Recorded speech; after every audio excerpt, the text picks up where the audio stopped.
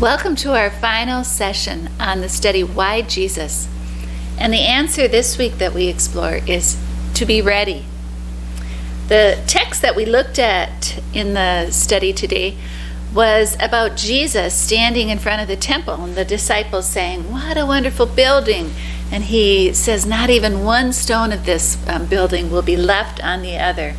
And he goes on to talk about the disciples being betrayed, that people would try to lead them astray, that in their life there would be trials and tribulations, and in the world there would be wars and earthquakes, different things that would happen that would be awful, and that they should be ready.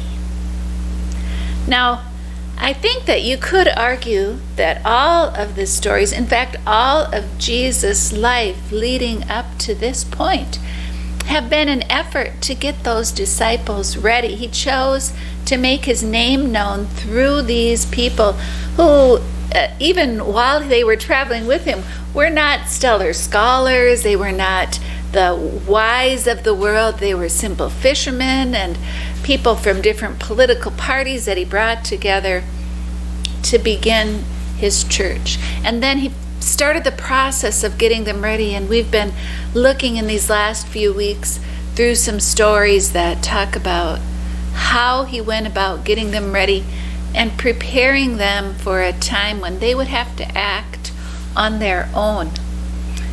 And he didn't just talk about another world, preparing them for another world. And we do well not to think about, is this the end of the world? But rather to live in the world that they were in. And it's a world where bad things happen, right? We all know that. We all live our lives in fear of what could happen. This came home to me really clearly in a story I have told before about my daughter, who was in a concert one night, and when I was off talking to somebody else, she came up to my husband and mentioned where she was going for the evening or who she was going out with. He didn't know one of these people from another, so he didn't remember. She didn't come home. I tried texting. She didn't answer her texts. I finally, around midnight, started calling and texting her friends. By 6 o'clock, I was frantic. 6 o'clock in the morning, I was frantic to find that she still wasn't home. And I started going. I got in the car. And started going to her friends to try to track her down. But all the time in the pit of my stomach was this worry that something had happened, that somebody had gotten her, that she was kidnapped, and I would never see her again. As it turns out, she had made an attempt to help let me know what was going on, but I didn't get the message. And then she was grounded, but I found her, right?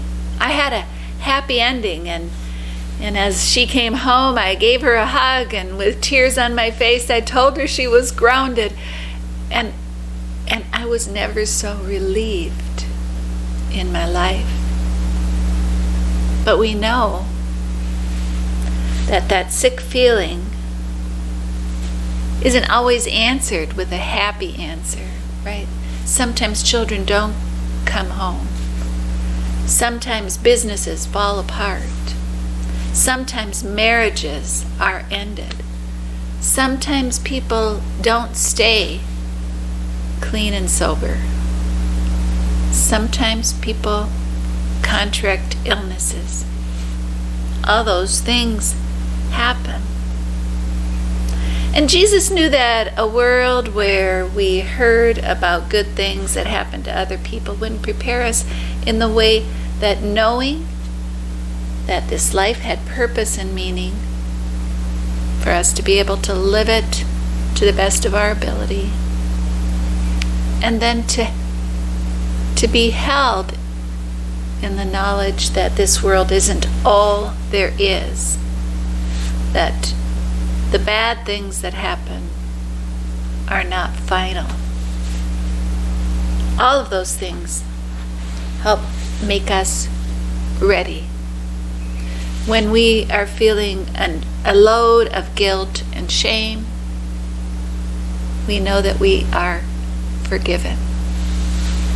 When all the world and its culture of success and production, when that's weighing in on us so that we feel like we'll never dig ourselves out from a hole, we know that we can let go, that God isn't looking at our production.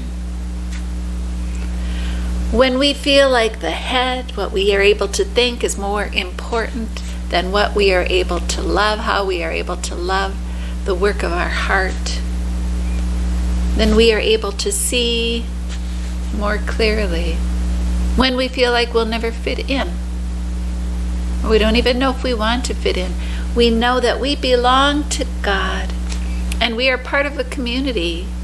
Whether or not it's an easy community, we are part of a community with a purpose. We belong.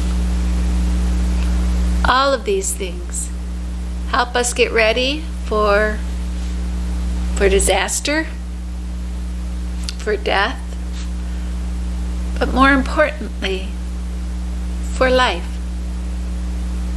To be able in the here and now to live a life of purpose, of grace, of love. Why Jesus? To live a life of love.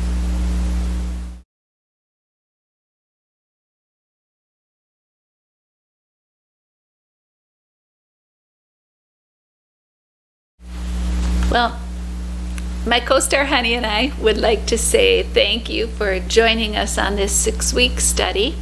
Thank you for being in our home with us, and we hope that this has brought you some insights. What I would like to encourage you to do is to go back over the 6 weeks and maybe talk a little bit as a group about what was most meaningful. What are some of the takeaways that you will have from this study? And I just wanted to say, for myself, why Jesus has been answered throughout my life. My faith is something that has given me greater joy, greater peace, an ability to know that I can change, that my mistakes aren't final, that the things that I do can be covered over with the love of Christ, that when I come to the table in communion, Christ is there present to forgive. And I hope that you have similar stories and that you'll share them with one another. Peace as you go your way.